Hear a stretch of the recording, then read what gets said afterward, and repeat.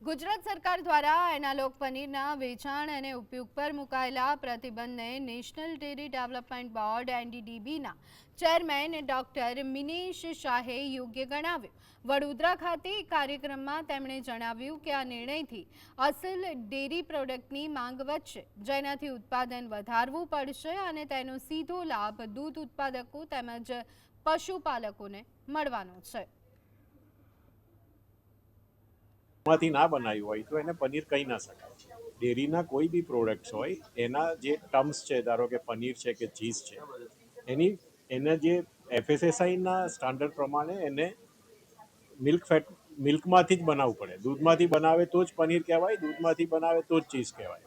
પણ જો તમે દૂધમાંથી અન્ય પદાર્થ એક પદાર્થ કાઢીને બીજો નાખી અને જો બનાવો તો એ એફએસએસઆઈની ડેફિનેશનમાં એ સેટ ના થાય। રેસ્ટોરન્ટમાં એનાલોગ યુઝ કરતા હો તો તમારે રેસ્ટોરન્ટની બહાર બોર્ડ લગાવવું જોઈએ કે અમે પ્રતિબંધ એટલા માટે કરવો પડ્યો કે સેન્ટ્રલ ગવર્મેન્ટના ઓપ્શન લીધા પછી બી પણ કદાચ એમને એવું લાગ્યું કે ના, અહીંયા એનો અમલ નથી થઈ રહ્યો।